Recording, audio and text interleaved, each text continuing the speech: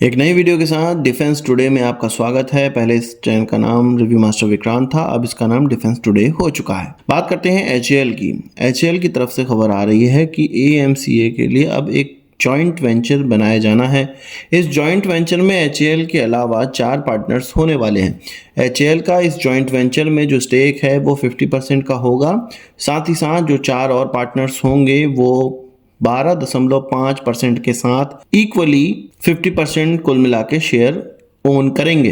असल में एचएएल की तरफ से ये कदम कई मीटिंग्स के बाद उठाया गया है। डिफेंस मिनिस्ट्री की तरफ से, एयरफोर्स की तरफ से काफ़ी दबाव था कि एचएएल इस प्रोजेक्ट को लेकर ना बैठे और प्राइवेट पार्टनर्स के साथ हाथ मिलाए और प्राइवेट पार्टनर्स भी डेवलप करे, ताकि भारत के अंदर एक इकोसिस्टम डेवलप हो और नए नए एयरक्राफ्टों को बनाने के लिए कंपनियां खड़ी हो सकें। यहाँ पर 50% स्टेक एचएएल को इसलिए दिया जा रहा है ताकि सरकार के हाथ में ये कमान रहे, इस एयरक्राफ्ट की कमान रहे, ताकि टेक्नोलॉजी इधर उधर ना हो और जो हमें रिक्वायरमेंट है, जो सरकार को रिक्वायरमेंट होगी, जो डिफेंस मिनिस्ट्री को रिक्वायरमेंट होगी, एयरफोर्स को रिक्वायरमेंट होगी, उसका जो निरीक्षण है और उस पर जो एक तरह से एकाधिकार एचएएल का और सरकार का होना चाहिए, इसलिए एचएएल को 50% की हिस्सेदारी इसमें दी जाएगी। जो 4 पार्टनर होंगे 12.5% के साथ साथ इक्वली काम को डिस्ट्रीब्यूट करेंगे।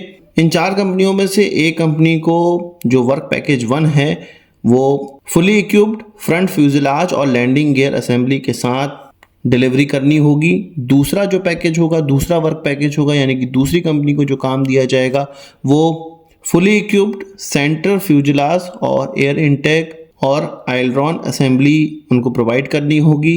तीसरा वर्क पैकेज जो होगा, तीसरी कंपनी को जो प्रोवाइड करना होगा, उसको rear fuselage, horizontal tail, flaps इत्यादि देने होंगे। चौथी कंपनी को देना होगा फुली इक्विप्ड विंग्स, दोनों ही तरफ के विंग्स और वर्टिकल टेल असेंबली। इसी प्रकार की चीज़ें तेजस में भी की जा रही हैं। अलग अलग कंपनियों को फ्यूजलाज का अलग अलग सेक्शंस दिया गया है और उन सभी की असेंबली एचएएल के अंदर होती है, पर उन सभी की टेक्नोलॉजी एचएएल के पास होती है। यहाँ एएमसीए में जॉइंट वेंचर बनाया जाएगा, हिस्सेदारी होगी कंपनियों की और उनके द्वारा एक एक चीज़ पकड़कर उसका डेवलपमेंट करवा कर उसकी डिलीवरी हो सकता है एचएएल को देना हो फाइनल असेंबली के साथ। अभी ये क्लियर नहीं हुआ है कि किस प्रकार से ये सारे जॉइंट वेंचर चलेंगे, पर एक्सप्रेशन ऑफ इंटरेस्ट जरूर जारी कर दिया गया है। जो जो कंपनियां इच्छुक हैं वो आएंगी, उनका प्रपोजल सुना जाएगा। ये इसलिए किया जा रहा है कि 2035-36 तक हमें एएमसीए का प्रोडक्शन स्टार्ट करना है, रोल आउट करना है उसको। तो आप बताइए कि आपको ये प्रोग्राम सही लग रहा है कि नहीं लग रहा। ये जो तरीका ढूंढा गया है ये सही है नहीं, ये आप बताइए कमेंट बॉक्स में। बात एचएएल की चली है तो एचएएल के एक अच्छे प्रोग्राम तेजस MK2 की बात हम लोग कर लेते हैं। तेजस MK2 का जो असेंबली है वो लगभग 60% कंप्लीट कर ली गई है और अक्टूबर 2025 तक कहा जा रहा है कि इसकी पूरी असेंबली कंप्लीट कर ली जाएगी। इसमें जो इक्विपमेंट लगने हैं वो सब लगाए जा रहे हैं। इन इक्विपमेंट और कॉकपिट का डिस्प्ले, एसा रेडार, इसमें जो इंजन है उसकी बदली करके F414, इन सारी चीज़ों को रेडी करने के बाद अक्टूबर 2025 के बाद इसका पहले ग्राउंड ट्रायल होगा। ग्राउंड ट्रायल कंप्लीट होने के बाद इसका लो स्पीड टैक्सी ट्रायल होगा, हाई स्पीड टैक्सी ट्रायल होगा, फिर इसको उड़ाकर देखा जाएगा और मार्च 2026 तक इसको फाइनली पूरी तरह से कंप्लीट करके इसकी पहली फ्लाइट की जाएगी। ऐसा प्रोग्राम बनाया गया है। एचएएल के केस में हम लोग जनरली डिले देखते हैं, पर ये जो प्रोग्राम है वो मार्च अगर 2026 तक नहीं पर 2026 के अंदर अब क्लियर लग रहा है कि उड़कर तो जरूर दिखाएगा। भले ही मार्च नहीं, अक्टूबर, सितंबर, दिसंबर, पर कभी ना कभी 2026 के अंदर ही ये उड़कर दिखाएगा, ऐसा लग रहा है।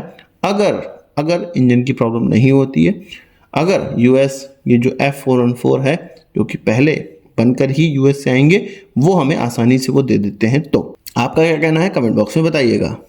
बात कर लेते हैं इंडियन आर्मी की। इंडियन आर्मी की तरफ से एक RFI जारी करी गई है और ये ऐसी RFI है जिसकी कि आप लोगों ने इससे पहले चीज़ें नहीं सुनी होंगी। इसमें इन्फ्लेटेबल मॉकअप ब्रिजेस को खरीदने का RFI निकाला गया है, रिक्वेस्ट फॉर इंफॉर्मेशन निकाला गया है। इसमें 54 इस प्रकार के सेट या फुलाने योग्य ब्रिजेस का मॉकअप्स खरीदा जाएगा जो कि आने वाले समय में इंडियन आर्मी इस्तेमाल करेगी। इन जो 54 सेट को खरीदा जाएगा उसमें 48 मिड सेक्शन होने वाले हैं जबकि 6 इसके इंड सेक्शन होने वाले हैं। हम जानते हैं कि ब्रिजेस का इस्तेमाल हम लोग इंडियन आर्मी में बहुत ज़्यादा करते हैं और छोटे नदी नालों को पार करने के लिए ब्रिज को ऐसे ब्रिज होते हैं जो कि फोल्डेबल ब्रिज होते हैं, उनको खोलकर नदी नालों पर रख दिया जाता है और उस पर आसानी से फौज एक स्थान से दूसरे स्थान तक चली जाती है। अब जब लड़ाई होती है तो कोई भी दुश्मन इन्हीं ब्रिजेस को निशाना बनाना चाहता है। अब दुश्मन गलत ब्रिज को निशाना बनाए, इसके लिए फूलने योग्य या गुब्बारे वाले इस प्रकार के ब्रिजेस आते हैं। अन्य चीज़ें भी आती हैं, गाड़ियाँ भी आती हैं, टैंक्स भी आते हैं, बहुत सारी चीज़ें आती हैं जो कि मॉकअप होती हैं, फेक होती हैं। तो इस प्रकार के ब्रिज खरीदने का RFI जारी किया गया है, जिससे कि अगर हम लड़ाई के समय में इनको कहीं लगा दें तो हमारे दुश्मन को लगेगा कि यहाँ पर ये ब्रिज है और यहीं से सेना पार होने वाली है, और वो उसी पर निशाना लगाए बैठे रहेगा। अपनी बहुमूल्य जो समय है, अपना जो फंड है, अपने जो हथियार है, उसी को उड़ाने में वो खर्च करेगा। इन जो ब्रिजेस की बात करी गई है, दिन के समय में जब अच्छे से चमक होगी सूर्य की, तब 500 मीटर की दूरी पर अगर कोई व्यक्ति देखे तभी उसको ये फेक लगे। इससे दूर से देखने पे ये रियल की तरह लगे, ऐसा मॉकअप होना चाहिए। और 100 मीटर तक नाइट के अंदर फुल मून की कंडीशन में ये पहचान में आना चाहिए। उससे दूर से अगर कोई देखे तो उसको पहचान में ये नहीं आना चाहिए। साथ ही साथ इसका थर्मल और इंफ्रारेड सिग्नेचर जो है वो भी ओरिजिनल वाले जो ब्रिज है उसको रिप्लिकेट करना चाहिए।